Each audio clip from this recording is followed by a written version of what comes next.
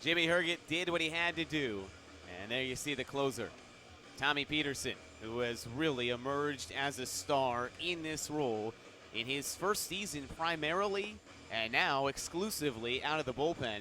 Tommy Peterson has racked up the second most saves in the conference at 10, right behind Nolan Blackwood of Memphis, who picked one up midweek, or else Peterson will be right there with him. But Tommy Peterson, a 1.75 ERA, a 3-1 record, and 10 saves on the season. And the more important stats, or one that is good, is that strikeout number. 37 compared to just 9 walks on the year. Peterson does not allow many free passes, although his last outing was a somewhat eventful one at Connecticut on Saturday when Peterson did allow UConn to get the bases loaded. They scored a run, but then he locked down and got out of it. Well, that's the important thing, though. Exactly, a very tough situation. Maybe one of the tougher situations he's pitched in with the atmosphere, the weather, and the cold of that game. So now Peterson will come on, and he is tasked with retiring Bryce Harmon, Eric Tyler, and Garrett Brooks, and notching another save and giving Jimmy Herget another win.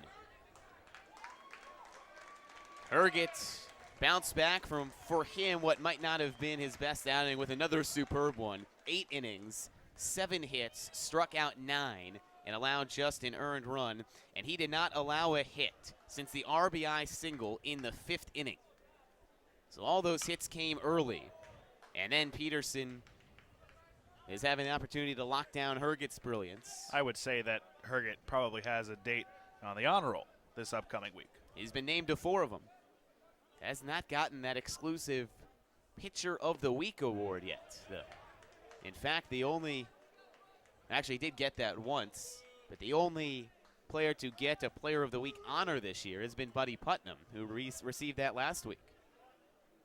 The leadoff man, Harmon, has swung and missed a couple of times, and Tommy Peterson is looking to help the Bulls add on to that strikeout total. 9 strikeouts by Jimmy Herget, including the stretch to end the 5th and begin the 6th, where he struck out 3 in a row.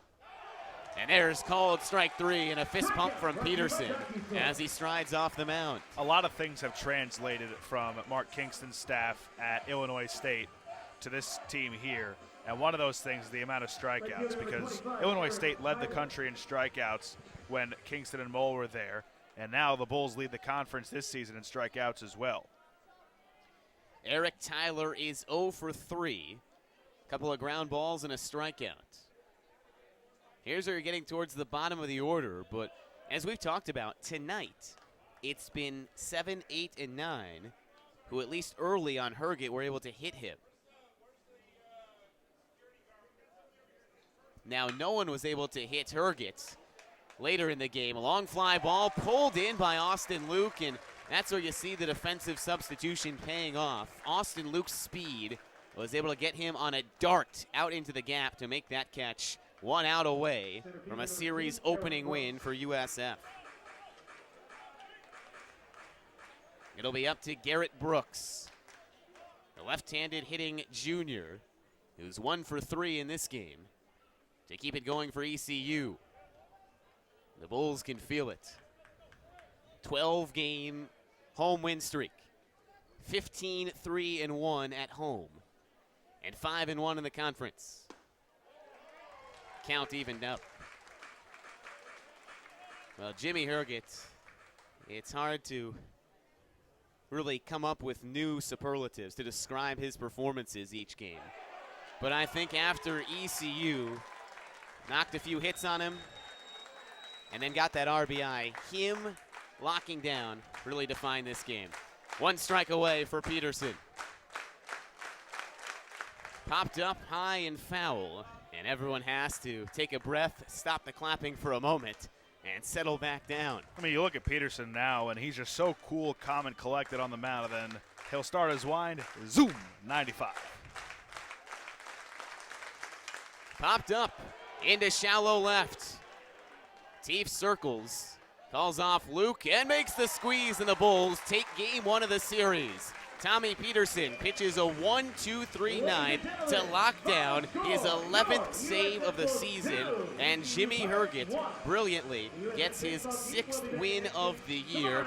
Herget goes 8 innings, allows just 7 hits and an earned run. Tommy Peterson comes on, strikes out 1, and retires the only 3 he faces. And Josh, we knew this would be a defensive struggle and a pitcher's duel, and the Bulls just had enough offense to take it. And that's all that matters. Luke Maglic's monster 2-run home run in the 5th inning is what did the Bulls all they needed on offense. And then Jimmy Herget, really, after the 5th inning when he allowed that run, he really bared down through 3 awesome innings after that. A 1-2-3 6th, a 1-2-3 7th, and then faced the minimum in the 8th inning, and he sprinkled in 4 strikeouts over those 3 innings. And then Tommy Peterson, what more can you say about him? You say you run out of superlatives for Jimmy Herget. How about Tommy Peterson? When do you start to talk about him as one of the best closers in the country? Well, he is tied for the conference lead in saves with 11, and the Bulls take a very critical game 1 of the series. They're now 6-1 in the conference. ECU falls to 3-4. The Pirates are 20-14 on the year. The Bulls 23-11-1. You see the schedule tomorrow night, 6:30 first pitch. That'll do it for us tonight. For Josh Appel and everyone involved in this broadcast, a big thanks, and thanks to all who watched. The Bulls win this one 2-1. This has been Mike Lefkoe saying thanks for watching and have a nice evening.